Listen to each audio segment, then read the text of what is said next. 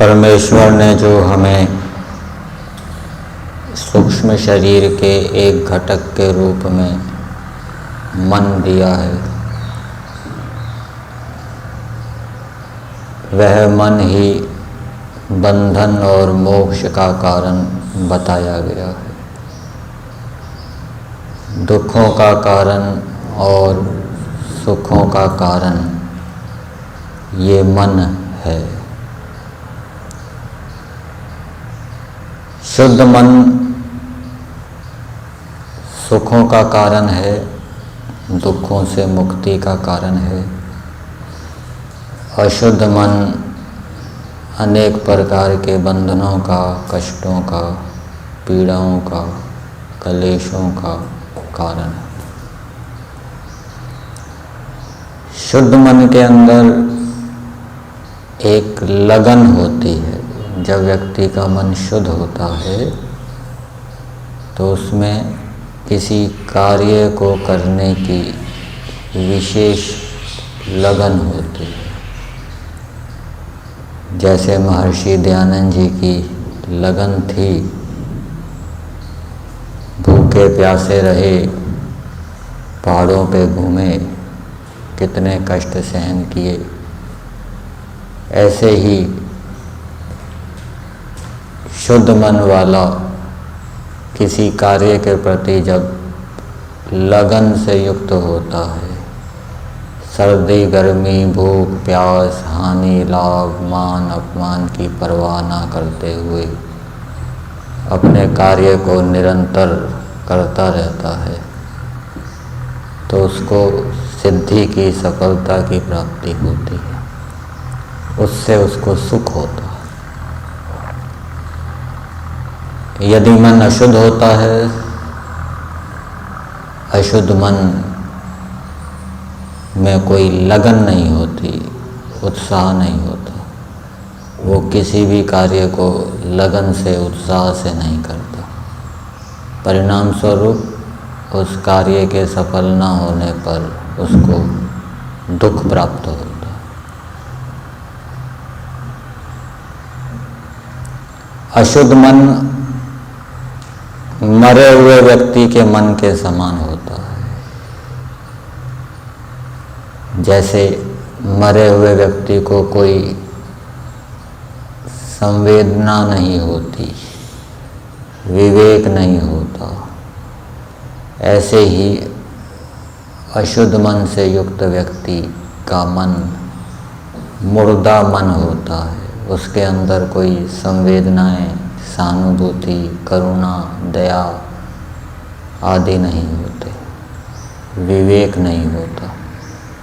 इस कारण से वो अनुचित कार्यों को करके दुखों को भोगता है।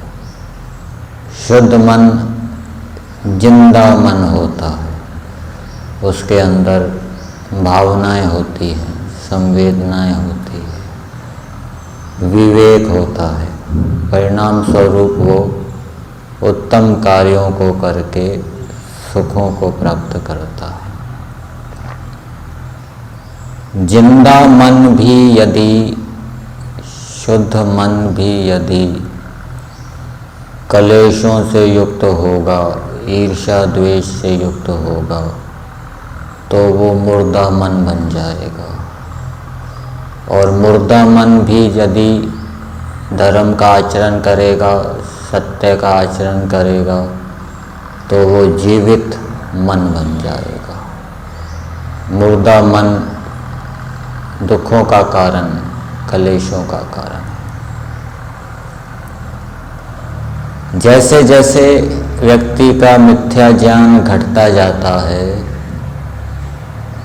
वैसे वैसे मन शुद्ध होता जाता है।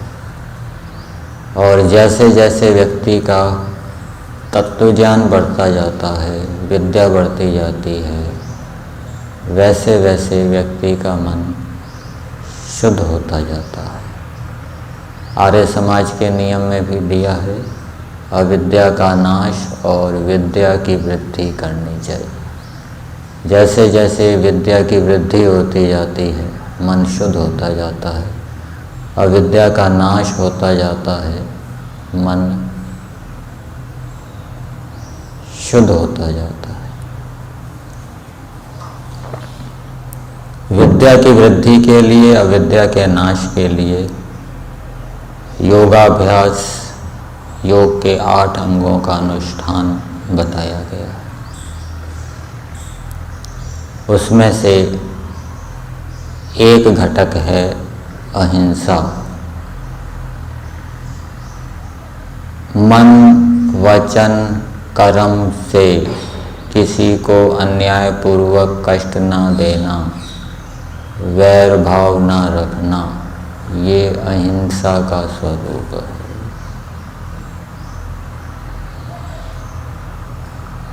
अधिकारपूर्वक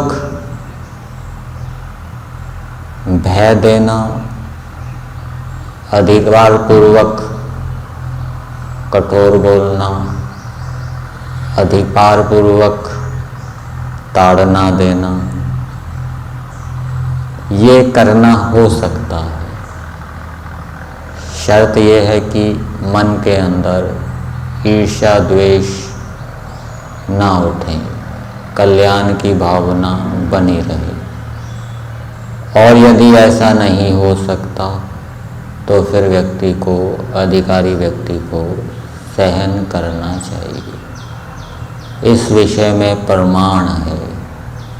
ताड़ना के विषय में महाभाष्य के अंदर एक प्रमाण दिया गया है। सामृतहि पानिर्भिर्घनन्ति पूर्वो न विशोक्षितहि, लालना श्रेणो दोषः ताड़ना श्रेणो गुणः। जो माता पिता होते हैं, गुरु आचार्य होते हैं, वो अमृत से सने हुए हाथों से अपने संतानों की, शिष्यों की ताड़ना करते हैं, क्योंकि ताड़ना करने से शिष्य गुणों से युक्त होते हैं और लाड़ प्यार करने से वो अनेक दोषों से युक्त हो जाते हैं।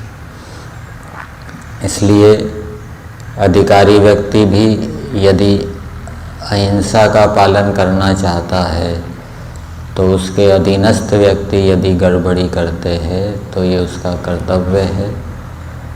यदि उसमें सामर्थ्य है तो वो उनको, उनकी गड़बड़ियों को रोकने के लिए दंड दे, ताड़ना करे, भय दे, कठोर भाषा का प्रयोग करे, कल्याण की भावना से करे। ऐसा करने से भी उसका मन क्या है, शुद्ध होगा। मन की शुद्धि का उपाय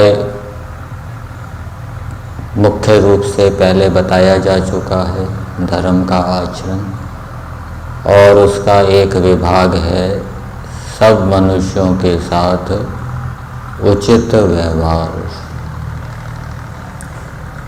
जो व्यक्ति व्यवहार में सावधानी रखता है वो अपने मन को शुद्ध करके अपना भी उपकार करता है और दूसरों का उपकार भी करता है।